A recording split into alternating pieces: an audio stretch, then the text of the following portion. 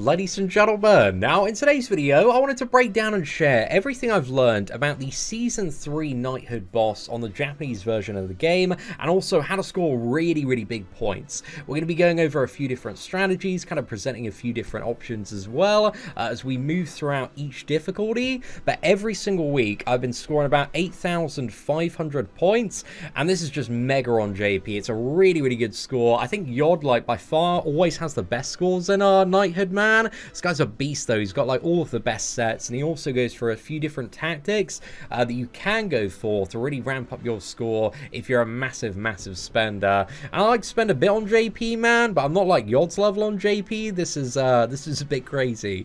So mad love to Yod, and also Zen, who have been teaching me a fair bit about the Knighthood boss on JP, man, because yeah, their information has just been really valuable. However, this Knighthood boss kind of functions similar to the Season 2 one that we had. So on Global, we had the Season 1 one, and then Season 2, and now Season 1 is back again, and Season 1, at least in my opinion, is by far the worst Knighthood boss, man. It's just like a massive RNG fiesta, and so annoying to do with like Derriere and Jericho, because you just need like so much to line up perfectly in order to get a really decent score on that. Whereas this one is kind of similar to Season 2, where it's more about the health that you have remaining toward the end of the fight. So the ideal strategy for normal is that you have Marmas, you have Diane, you also ideally have Matrona as well, and Matrona is a character that hopefully should come in a banner very similar to the Blue Merlin or the Blue Arthur banner that we have at the moment, where we should get some free tickets on it. So yeah, ideally, man, you want at least like 3 copies to make her Super Awakening really cheap, because health is the thing that matters, and also the thing that really boosts up Matrona and makes her very valuable for this Knighthood boss is she increases the basic stats of giants by 25%. So the absolute like top score on normal, I believe, instead of Goddess Liz, is having like a UR gear super awakened blue droll, because he's also a giant that does benefit from Matrona's passive. But yeah, I don't have droll like fully maxed out. I don't have UR gear, so Goddess Liz like has much more health available to her in comparison to droll. And yeah, Goddess Liz is just really nice to have as well. So yeah, going in, basically the strategy for normal, very easy. You just want to like rush Diane's ult and win the game. So this guy, I like to call him Pokemon Sword and Shield, because he looks like a Pokemon, and he has a sword and he has a shield. So real inventive name there, man. But yeah, really straightforward. Like normal, he doesn't have any ult drain on his attack cards, but on the hard and extreme version he does, so that makes him a little bit more annoying. But the normal version, very easy. You've just got to rush Diane's ult over like 2 turns, and then you are pretty much good to go. So just to make sure you can 100% rush it, what you can do is just like move around this card, fire this one off, and then go for a shield there. So this kind of puts us in a position where we can just move around and use that Diane card. Actually, can we maybe get Goddess Liz's? I don't think we can quite get Goddess Liz's ult as well. But the shield just like covers pretty much all of the damage that you initially take from the shield at the start of this one. I mean, Goddess Liz's shield covers that damage. And then next turn, it really just is a case of like, move this Diane card, and then we're going to use the Diane card, and then I wish we had another Goddess Liz card, man. That'd be really good, but let's just fire off these 2 anyway. Like, the ideal scenario is if you can somehow get Goddess Liz's ult to use next turn as well, because if you can, that just gets everybody like fully topped up before you nuke with Diane. Also using like damage cards on Matrona and Marmas can help to regain some of the lost health as well. But next turn, we just want to use like a defense down on Marmas, go for Diane's ult, and this man is just going to be absolutely clapped here. So I do have like a UR health set on Diane and also Goddess Liz. But again, this one being based off health, if we did want even more points, we could sort out a UR set for Matrona. So I think here, actually, let's go for the Marmas defense down. Let's go for both the Matrona cards, get her topped up a bit. Marmas's damage is like so low that he just always gets patience. So yeah, it doesn't do too much, but at least this will top like Matrona up like a little bit for more points there. Again, it's not like the craziest amount in the world. And there we go, everybody just dies from Diane's ult, because Diane's ult is very, very OP. So again, in order to get like a massive score on this as well, you ideally will want to super awaken all of the characters to at least 3-star, which over time, you know, isn't going to be too bad to do. And the thing is with this Knighthood boss as well, when they do update it for Season 3, hopefully they should have some of these updated milestone rewards. Now, for the hard version, there's a little bit of RNG involved. We either need him to start off with just a bronze attack card, or we need to draw into 2 Diane merges. That means we just need like a second copy of each Diane card, which is, you know, the chances aren't like super low, but they're not super high either. We get to draw 4 cards. Let's have a look what he's going for here. He's got 2 bronze. Okay. I think here 2 bronze like isn't the worst. I think we just move all the Diane cards around, because that should drain like yeah, I think that's the play to go for here. I don't want to use anything because I want to keep hold of those Diane cards. So that drains like 2 alt gauge, which means next turn we can move this one. And then we can use this, and then we can fire off this, and then we go for a Goddess Liz shield. Again, the alt drain's like so damn annoying, man, but if a character is shielded, they cannot be alt drained. So this is where Goddess Liz's shield is real MVP. So as long as the shield doesn't get shattered, which it doesn't usually, man, it sustains quite well through this, unless he's got a crazy amount of attack cards this turn, then we'll be pretty good to go. So yeah, that's just his shield attacking, so he doesn't have drain on that. So then what we do is we defense down. Let's go in for a couple of Matrona cards, I reckon. And then fire off the Diane ult. And that should be a pretty decent score there, man. So again, it does take a little bit of RNG, man. It took me about 3-4 tries to get a decent lineup, because very often he starts with Silver, and Silver's like a 3 alt gauge drain. But you basically need a plan to get that ult on like turn of 3 there. But there we go, about 2,350. Marmas could have taken like a little bit less damage. But hey, it is what it is, man. Now, when it comes to the Extreme Guild boss, the strategy of this team is in phase 1, you want to push the phase by using Marmas' ult, and then you want to fire off Diane's ult. But also, you want to line it up so that as soon as you enter that second phase as well, you've got Goddess Liz's ult. And this one really isn't too bad. You need like a little bit of luck in that second phase, and also you need to draw ideally like as few Matrona cards as possible. And yeah, ideally you want to have a 5-6 Goddess Liz as well, just to make this very easy. And if you don't have that, maybe like a Pierce team is going to be a little bit better, just making this fight easier overall. But let's start off by dumping the Marmas cards and go for Diane. Again, like literally Blue Team Meliodas Pierce comps can work against this boss for just, you know, a constant wave of damage into him. And AoE cleave teams, but also he doesn't really take like as much damage as he usually would, so that's why like Diane's ult is really good. However, this is not the most ideal draw. We got a couple of Matrona cards there, but it's all right, man. It's not the worst. I think let's go for the 2 Diane cards here, and I think I'll just dump the Matrona ones. Don't really want to merge on Matrona. Actually, I think, yeah, we go for this, and then I'm going to dump both of the single target ones here. Going to keep the AoE ones, because they can at least be like a little bit useful for a tiny bit of chip damage. You can see, even when we like cleave them with Diane, man, there's like no damage being dealt to this boss. That's why Diane's ult is just a massive W. Okay, so next turn, I can't get quite exactly the play I need, but also he's going to ult somebody and drain anyway.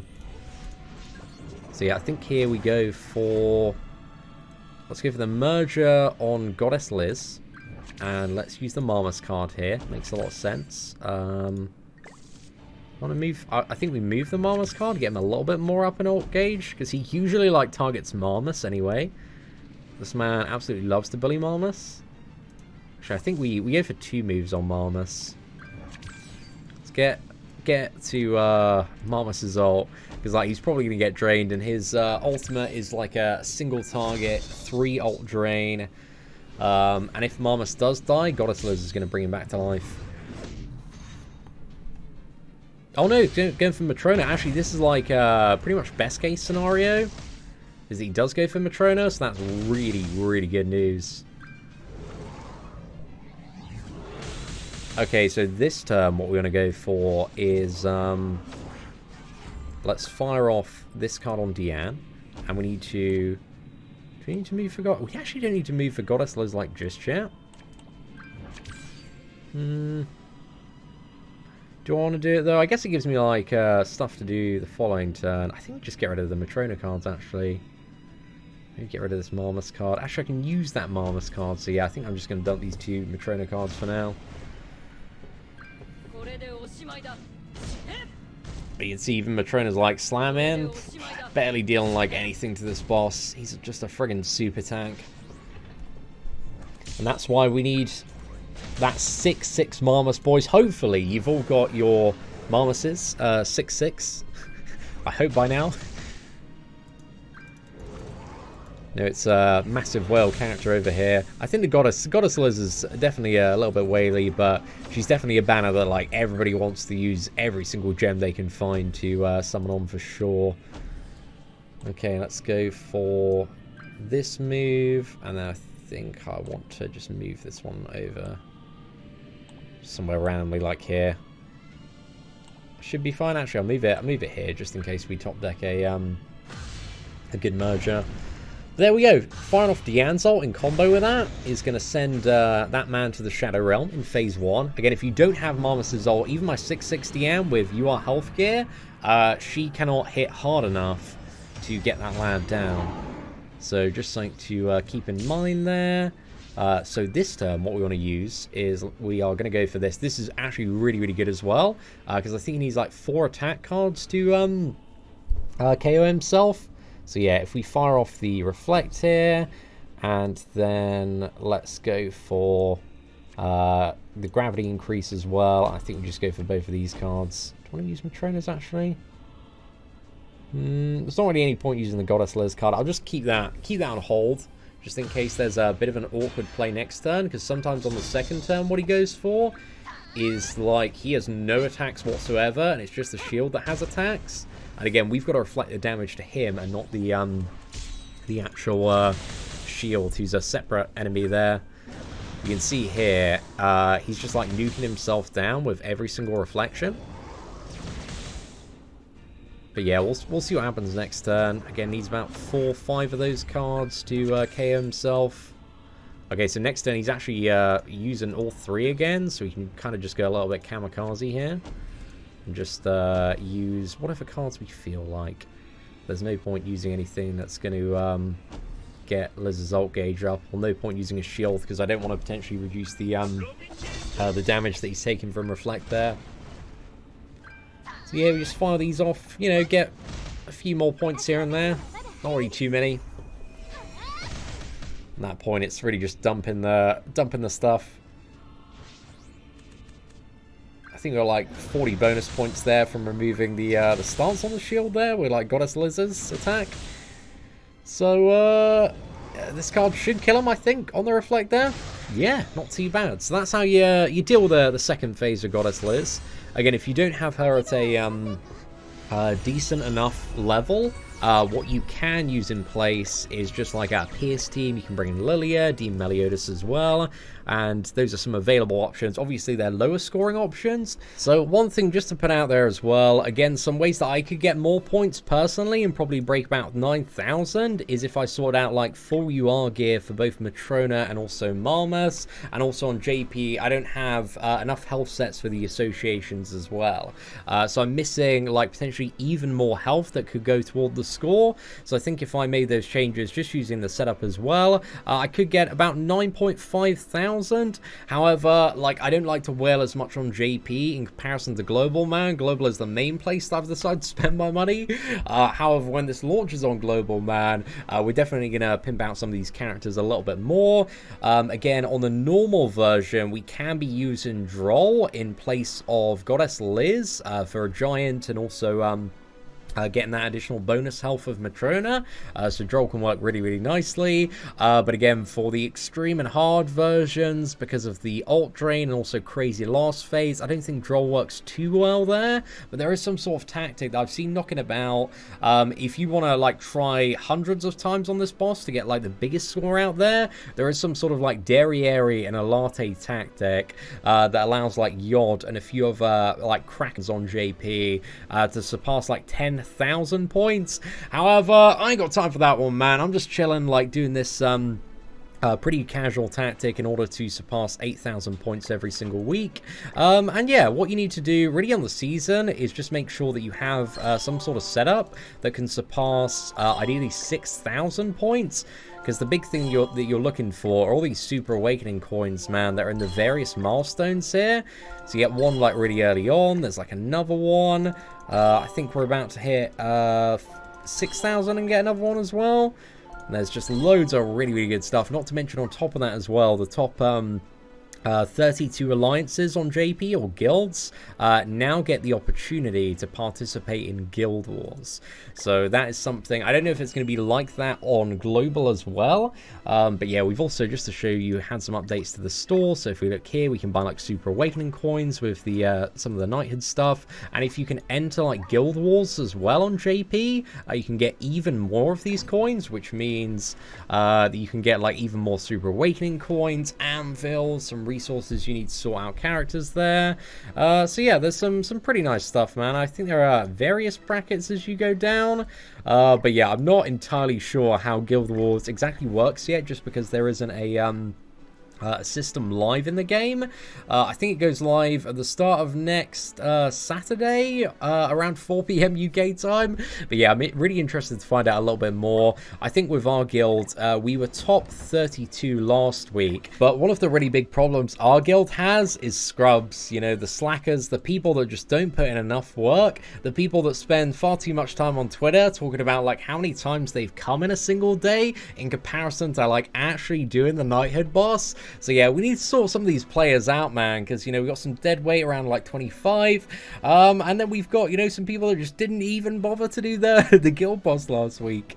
But yeah, all good fun, lads, all good fun. But anyway, hopefully you enjoyed this insight in how to get some decent points when it comes to Season 3 of the Knighthood boss, and hopefully this allows you to kind of prepare your roster and gives, you know, a bit more valuable to Matrona in the future, which hopefully we are going to get a free banner at some point in the next couple of months on Global. But yeah, I'm looking forward to having this boss on Global, man. Like, the current one on Global is just such a bad time. It's so boring, especially like when you're in my scenario and you run like 2 different accounts, bro. It's like I barely want to do it once, let alone twice, especially on the free-to-play account as well. But yeah, ladies and gentlemen, if you'd enjoyed today's video, please do smash that like button. That would be greatly appreciated. Aside from that, thank you very much for watching. Take care, and I hope that you have an absolutely fantastic day.